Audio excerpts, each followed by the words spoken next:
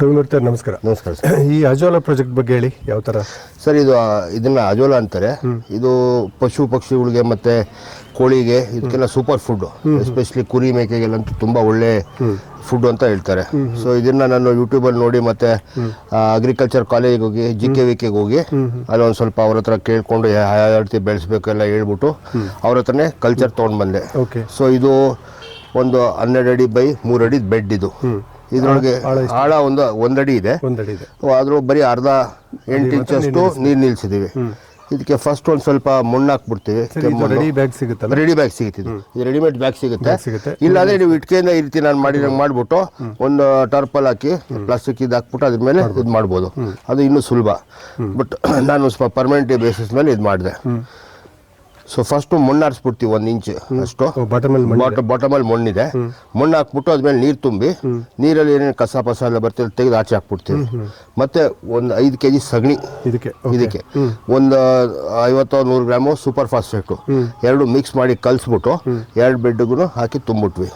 ಅವ್ರ ಹತ್ರ ಒಂದು ಕಲ್ಚರ್ ತೊಗೊಂಡ್ಬರ್ತೀವಿ. ಆ ಕಲ್ಚರ್ ಹಾಕಿದ್ದು ಒಂದು 15 ದಿನಕ್ಕೆ ಇದು ಅಜೋಲಾ ಬರೋಕ್ಕೆ ಸ್ಟಾರ್ಟ್ ಆಗುತ್ತೆ. ದಿನ ಇಷ್ಟು ಬರ್ತದೆ. ಈಗ ದಿವಸ ಬರ್ತದೆ. ಒಂದೊಂದು ದಿನ ತೆಗೆದಂಗೆ ಎವ್ರಿ ನೆಕ್ಸ್ಟ್ ಎಷ್ಟು ಕೆಜಿ? ಆಲ್ಮೋಸ್ಟ್ ಒಂದು 2 kg ಬರ್ತದೆ. ಒಂದು ಡ್ರಮ್ ಫುಲ್ ಬರ್ತದೆ. ಸೊ ಈ ಒಂದು 50 ಲೀಟರ್ ಕ್ಯಾನ್ ಇರ್ತದೆ, ಅಷ್ಟು ಬರ್ತದೆ. ಸೊ ಆಲ್ಮೋಸ್ಟ್ 2 ಡೇಸ್ಗೆ ಒಂದೊಂದ್ಸತಿ ರೊಟೇಷನ್ ಬರ್ತಾ ಇರ್ತದೆ.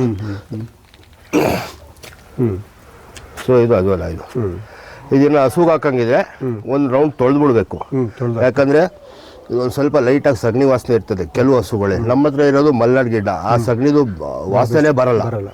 ಬೇರೆ ನೀವು ಬೇರೆ ಸೀಮೆ ಹಸುದು ಯೂಸ್ ಮಾಡಿದ್ರೆ ಒಂದು ಸ್ವಲ್ಪ ವಾಸನೆ ಬರೋ ಚಾನ್ಸಸ್ ಇರ್ತದೆ.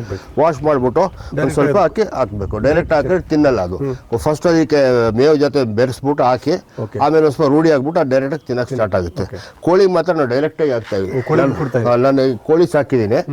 ಇದು ನಿಕೋಬಾರಿ ಚಿಕನ್ ಅಂತ. ಇದು ನಾಟಿ ಕೋಳಿ ತಳಿ. ಇದು ವರ್ಷಕ್ಕೆ 180 ಮೊಟ್ಟೆ ಇಡುತ್ತೆ. ಬೇರೆ ನಮ್ಮ ನಾಟಿ ಕೋಳಿ 60 ಇಡುತ್ತೆ.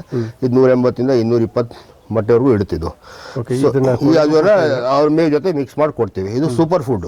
ಅದಕ್ಕೆ ಇದು ಹಾಕಿದ್ಮೇಲೆ ನನಗೆ ಆಲ್ಮೋಸ್ಟ್ 25% ಮೊಟ್ಟೆ ಜಾಸ್ತಿ ಬರ್ತದೆ. ಓಕೆ ಸರ್, ಈಗ ನೀವು ಬೋರ್ಟಿಂಗ್ ತೆಗಿತೀರಲ್ಲ, ಮತ್ತೆ ಅಷ್ಟು ನೆಕ್ಸ್ಟ್ ಡೇಗೆ ಅಷ್ಟೇ ಬಂದ್ಬಿಡ್ತದೆ.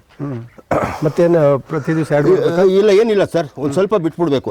ಈ ರೀತಿ ನಾವು ತೆಗೆದ್ಮೇಲೆ ಅದೇ ಕವರ್ ಆಗುತ್ತೆ. ಇಷ್ಟು ಬಿಟ್ಟರೆ ಸಾಕು.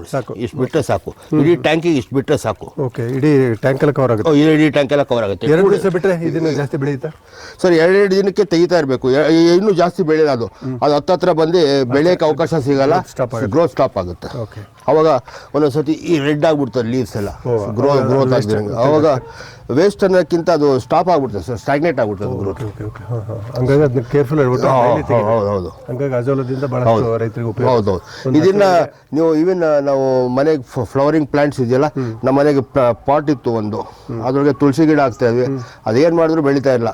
ಇದನ್ನ ತಗೊಂಡೋಗಿ ಅದನ್ನ ಮಲ್ಚಿಂಗ್ ಟೈಪ್ ಮಾಡಿಬಿಟ್ಬಿಟ್ಟೆ, ಈಗ ಒಳ್ಳೆ ಬೆಳವಣಿಗೆ ಆಗ್ಬಿಟ್ಟೆ. ಇದು ಪ್ಲಾಂಟ್ಸ್ಗೂ ಹೆಲ್ಪ್ ಆಗುತ್ತೆ ಇದು ಅಜೋಲಾ. ತುಂಬಾ ಒಳ್ಳೆ ಮಾಡಿದ್ರಲ್ಲ. ಜೀವಾಮೃತ ಬ್ಯಾಗ್ ಅಲ್ಲಿ ತೋರಿಸ್ತೀವಿ. ಕುರಿ ಮೇಕೆಗೆಲ್ಲ ತುಂಬ ಒಳ್ಳೆ ಫುಡ್ ಅಂತ ಹೇಳ್ತಾರೆ. ಸೊ ಇದನ್ನ ನಾನು ಯೂಟ್ಯೂಬಲ್ಲಿ ನೋಡಿ ಮತ್ತೆ ಅಗ್ರಿಕಲ್ಚರ್ ಕಾಲೇಜಿಗೆ ಹೋಗಿ GKVK ಹೋಗಿ ಅಲ್ಲಿ ಒಂದು ಸ್ವಲ್ಪ ಅವ್ರ ಹತ್ರ ಕೇಳಿಕೊಂಡು ಯಾವ ರೀತಿ ಬೆಳೆಸ್ಬೇಕೆಲ್ಲ ಹೇಳ್ಬಿಟ್ಟು ಅವ್ರ ಹತ್ರನೇ ಕಲ್ಚರ್ ತೊಗೊಂಡು ಬಂದೆ. ಸೊ ಇದು ಒಂದು 12 ಅಡಿ ಬೈ 3 ಅಡಿ ಬೆಡ್. ಇದರೊಳಗೆ ಆಳ ಒಂದು ಅಡಿ ಇದೆ. ಆದರೂ ಬರೀ ಅರ್ಧ 8 ಇಂಚಷ್ಟು ನೀರು ನಿಲ್ಸಿದ್ದೀವಿ. ಇದಕ್ಕೆ ಫಸ್ಟ್ ಒಂದು ಸ್ವಲ್ಪ ಮಣ್ಣು ಹಾಕ್ಬಿಡ್ತೀವಿ. ರೆಡಿಮೇಡ್ ಬ್ಯಾಗ್ ಸಿಗುತ್ತೆ. ಇಲ್ಲಾಂದರೆ ನೀವು ಇಟ್ಕೆಯಿಂದ ಇರ್ತೀನಿ ನಾನು ಮಾಡಿಬಿಟ್ಟು ಒಂದು ಟರ್ಪಲ್ ಹಾಕಿ ಪ್ಲಾಸ್ಟಿಕ್ ಇದು ಹಾಕ್ಬಿಟ್ಟು ಅದ್ರ ಮೇಲೆ ಇದು ಮಾಡ್ಬೋದು. ಅದು ಇನ್ನೂ ಸುಲಭ. ಬಟ್ ನಾನು ಸ್ವಲ್ಪ ಪರ್ಮನೆಂಟ್ ಬೇಸಿಸ್ ಮೇಲೆ ಇದು ಮಾಡಿದೆ. ಸೊ ಫಸ್ಟು ಮಣ್ಣು ಹಾರಿಸ್ಬಿಡ್ತೀವಿ 1 ಇಂಚ್ ಅಷ್ಟು. ಬಾಟಮಲ್ಲಿ ಮಣ್ಣಿದೆ. ಮಣ್ಣು ಹಾಕ್ಬಿಟ್ಟು ಅದ್ಮೇಲೆ ನೀರು ತುಂಬಿ ನೀರಲ್ಲಿ ಏನೇನು ಕಸ ಪಸ ಎಲ್ಲ ಬರ್ತೀವಿ ತೆಗೆದು ಆಚೆ ಹಾಕ್ಬಿಡ್ತೀವಿ. ಮತ್ತು ಒಂದು 5 kg ಸಗಣಿ, ಇದಕ್ಕೆ ಒಂದು 50-100 ಗ್ರಾಮು ಸೂಪರ್ ಫಾಸ್ಫೇಟು, 2 ಮಿಕ್ಸ್ ಮಾಡಿ ಕಲಿಸ್ಬಿಟ್ಟು 2 ಬೆಡ್ಗೂ ಹಾಕಿ ತುಂಬಿಟ್ಟು ಅವ್ರ ಹತ್ರ ಒಂದು ಕಲ್ಚರ್ ತೊಗೊಂಡ್ಬಿಟ್ಟು ಕಲ್ಚರ್ ಹಾಕಿದ್ದು ಒಂದು 15 ದಿನಕ್ಕೆ ಇದು ದಿನ ಇಷ್ಟು ಬರ್ತದೆ. ದಿವಸ ಬರ್ತದೆ. ಒಂದೊಂದು ದಿನ ತೆಗೆದಂಗೆ ಎವ್ರಿ ನೆಕ್ಸ್ಟ್ ಎಷ್ಟು ಕೆಜಿ? ಆಲ್ಮೋಸ್ಟ್ ಒಂದು 2 kg ಬರ್ತದೆ. ಒಂದು ಡ್ರಮ್ ಫುಲ್ ಬರ್ತದೆ. ಸೊ ಈ ಒಂದು 50 ಲೀಟರ್ ಕ್ಯಾನ್ ಇರ್ತದೆ, ಅಷ್ಟು ಬರ್ತದೆ. ಸೊ ಆಲ್ಮೋಸ್ಟ್ 2 ಡೇಸ್ಗೆ ಒಂದೊಂದ್ಸತಿ ರೊಟೇಷನ್ ಬರ್ತಾ ಇರ್ತದೆ. ಸೊ ಇದು ಇದನ್ನು ಹಸು ಹಾಕಂಗಿದ್ರೆ ಒಂದು ರೌಂಡ್ ತೊಳೆದ್ಬಿಡ್ಬೇಕು. ಯಾಕಂದರೆ ಸ್ವಲ್ಪ ಲೈಟಾಗಿ ಸಗಣಿ ವಾಸನೆ ಇರ್ತದೆ ಕೆಲವು ಹಸುಗಳೇ. ನಮ್ಮ ಹತ್ರ ಇರೋದು ಮಲ್ನಾಡು ಗಿಡ, ಆ ಸಗಣಿದು ವಾಸನೆ ಬರಲ್ಲ. ಬೇರೆ ಬೇರೆ ಸೀಮೆ ಹಸು ಯೂಸ್ ಮಾಡಿದ್ರೆ ಒಂದು ಸ್ವಲ್ಪ ವಾಸನೆ ಬರೋಕ್ಕೆ ಚಾನ್ಸ್. ವಾಶ್ ಮಾಡಿಬಿಟ್ಟು ಸ್ವಲ್ಪ ಹಾಕಬೇಕು. ಡೈರೆಕ್ಟ್ ಹಾಕಿದ್ರೆ ತಿನ್ನಲ್ಲ ಅದು.